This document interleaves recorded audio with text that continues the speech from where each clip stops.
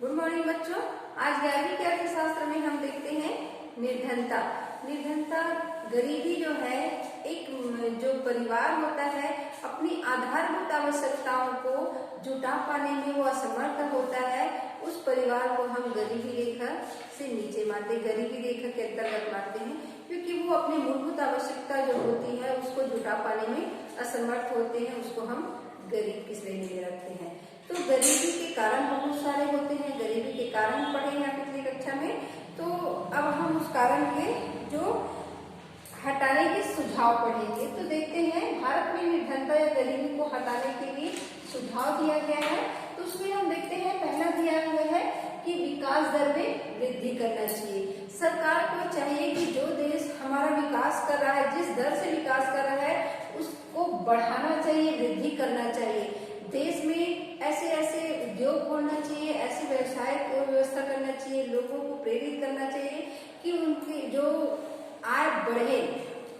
जब वो उद्योग खोलेगा, उद्योगों में काम लेगा, लोगों को रोजगार मिलेगा, रोजगार मिलेगा तो आय बढ़ेगा, आय बढ़ेगा तो क्रय शक्ति बढ़ेगा, जीवन स्तर सुधरेगा, लोगों का आय बढ़ेगा तो देश का आय, राष्ट्रीय आय ऐसे ही बढ़ जाएगा। तो विकास की दर को हमको बढ़ाना होगा, क्योंकि लोगों की स्थिति गरीबी को देखते हुए हमको उसके हमारे देश के विकास की जो गति है उसको बढ़ाना होगा। बड़े बड़े उद्योग की स्थापना करनी होगी और जो प्राकृतिक संसाधन है ऐसी सुप्त अवस्था में पड़े हुए हैं, उसके विकास के लिए हमको आगे आना होगा, उनको बढ़ाना होगा। और उसमें क्योंकि ज्यादा से ज्यादा विकास कार्य होगा तो ज्यादा से ज्यादा लोगों को उसमें रोजगार मिलेगा, ज्यादा से ज्यादा लोग उसमें रोजगार में आएंगे, तभी लोगों का स्थिति जो है सुधरेगा, लोगों का विकास होगा और उनकी आय बढ़ेगा।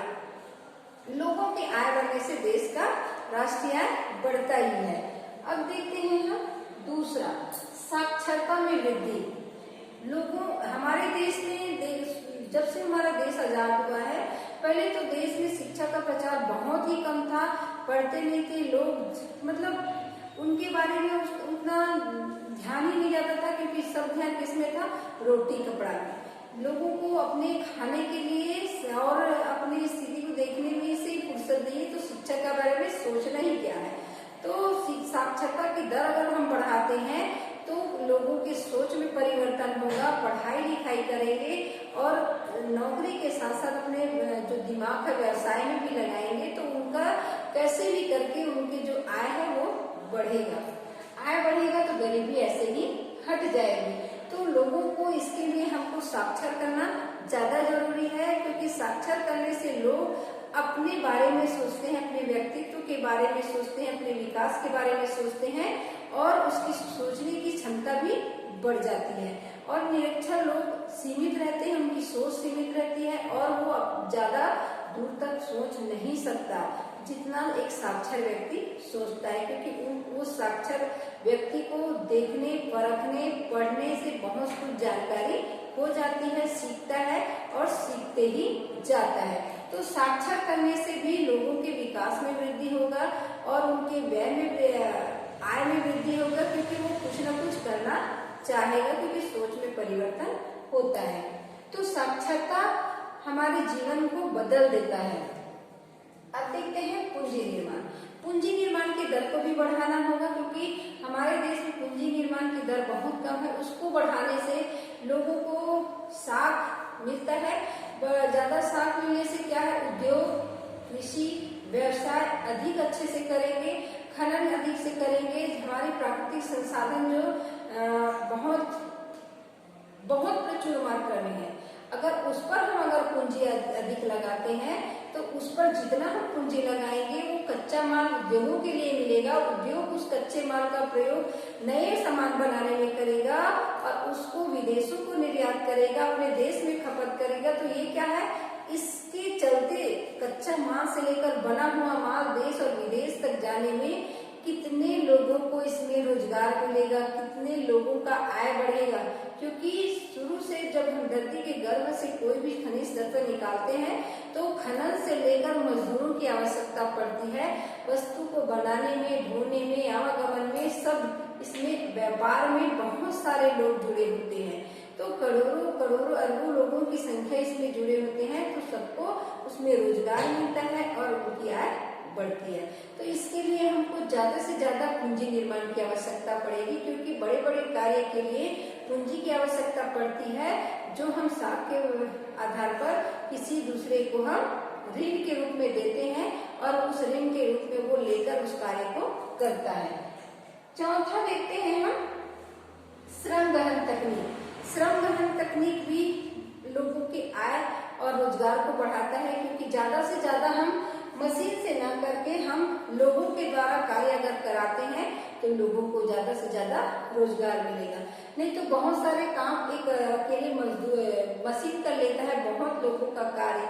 तो श्रम गहन तकनीक में मजदूरों का अधिक से अधिक अगर हम प्रयोग करें, मतलब लगाए मजदूरों को, तो उसमें क्या होता है, बहुत सारे मजदूर को रोजगार मिल जाता है, जिससे उसके आय में बढ़ोतरी होगा। जैसे हम खनन का कार्य करते हैं, खनन में अगर हम बहुत सारे अंदर खदान में अगर जाते हैं तो उसमें ज्यादा से ज्यादा मजदूरों की आवश्यकता पड़ती है और ज्यादा से ज्यादा मजदूरों का उसमें काम दिया जाता है, जिससे उसको आय मिलेगा, रोजगार बढ़ेगा। अब देखते हैं हम पांचवा है उचित मजदूरी का भुगतान।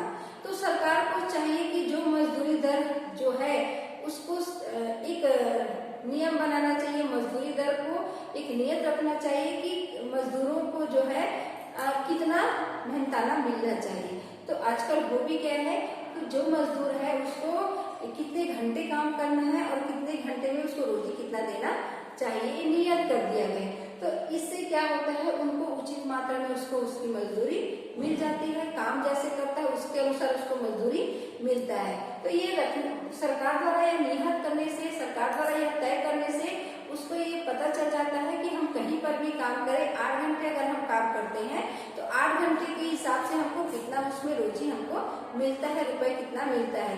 तो इससे क्या होता है, उसको उनके कार्य का, उसके जो हनन होता है उसके प्रति जो वो नहीं होता, वो जितना कार्य करता है उसके बदले उसको उसका मेहनताना मिलता है, उसका रोजी मिलता है। तो वो अच्छे से कार्य करता है और अपने परिवार को चलाने में सक्षम होता है, उसका आय बढ़ता है।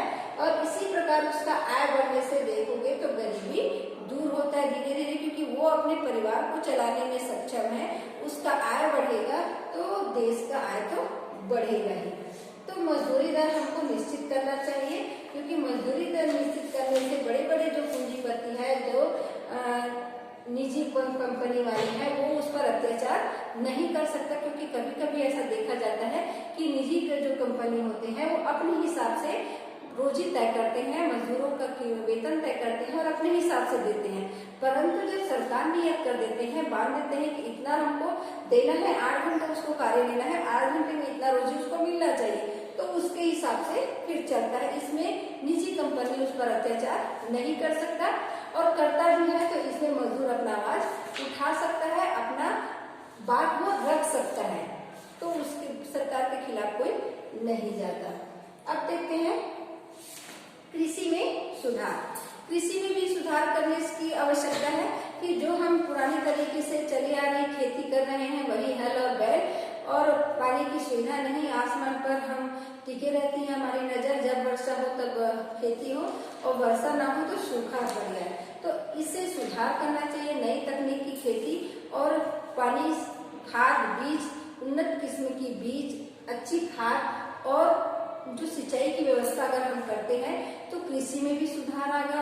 हमारी जो हर समय का डर बना रहता है कि अकाल ना पड़ जाए, बाढ़ में ना चले जाए हमारी फसल, तो इससे हम छुटकारा पाते हैं। और अच्छी किस्म के बीज अगर बोते हैं तो पैदावार भी अच्छी होगी और किसानों का आय भी बढ़ेगा, क्योंकि हम खेती अच्छे से करेंगे तो उपज भी अच्छे से ही मिलेगी, तो किसानों का तो भी स्थिति में सुधार होगी। तो जो किसान खेती करते हैं उनके लिए उन्नत किस्म की बीज, खाद की व्यवस्था करना और सिंचाई की व्यवस्था करना ये सरकार का काम होता है और वो अच्छे से कर रहे हैं। अब देखते हैं स्वास्थ्य में सुधार। लोगों के स्वास्थ्य में भी सुधार होने से ही हम अच्छा स्वास्थ्य रहेगा तो अच्छा काम कर पाएंगे। स्वास्थ्य बिगड़ेगा, अगर ये कंपनी को भी चाहिए कि अपने मजदूरों, अपने यहाँ जो काम करने वाले मजदूर होते हैं उनके स्वास्थ्य के बारे में वो सोचे, ध्यान रखें और उनकी इलाज के लिए अच्छे से व्यवस्था करें, हॉस्पिटल की व्यवस्था करें, क्योंकि कई कंपनी में उसको ये सुरक्षा दिया जाता है, रहने के लिए घर देना, पीने के लिए पानी देना, बिजली की व्यवस्था करना, शिक्षा की व्यवस्था करना, स्वास्थ्य की व्यवस्था करना। तो ये सारी सुविधाएं उनको मिलनी चाहिए। अच्छा स्वास्थ्य रहेगा तभी वो अच्छा काम कर पाएगा, अपने परिवार का पालन पोषण कर पाएगा। अगर वो काम नहीं करता, महीने भर अगर बीमार है, तो वो काम में उसकी कमी आएगी, काम बीमारी उसको घेर देगा, वो काम नहीं कर पाएगा स्वस्थता के कारण। तो स्वास्थ्य में सुधार लाने के लिए हॉस्पिटल की व्यवस्था करनी चाहिए, उनकी बीच बीच में चेकअप होनी चाहिए, अच्छे से उसका इलाज होना चाहिए, ताकि बड़ी बीमारी के घेराव में ना आए। अब देखते हैं जनसंख्या पर नियंत्रण। हम देश को चाहिए कि जनसंख्या पर नियंत्रण किया जाए। सबसे ज्यादा समस्या हमारी जनसंख्या की है। जनसंख्या जो है तेजी से बढ़ रहा है, और खाद्यान्न जो हम उत्पादन कर रहे हैं, जो वो हमारे खाने में ज्यादा खपत हो रही है। खाने में अत्यधिक खपत होने से अधिक मात्रा में हम खा ले रहे हैं, तो अब उसका हम खाने इधर उधर हम कुछ कर ही नहीं पाते, क्योंकि ज्यादा जनसंख्या होने से जितना उत्पादन कर रहे हैं उसको आगे से ज्यादा हिस्सा को हम खुद खा रहे हैं, हमारे देश में खपत हो रहा है, तो आयात निर्यात का प्रश्न ही नहीं उठता। तो हमको जनसंख्या पर नियंत्रण जरूरी है। जनसंख्या नियंत्रण होगा तो बहुत हमारा देश विकास कर पाएगा। विकास के लिए बहुत जरूरी है कि हम जनसंख्या पर नियंत्रण करके रखें।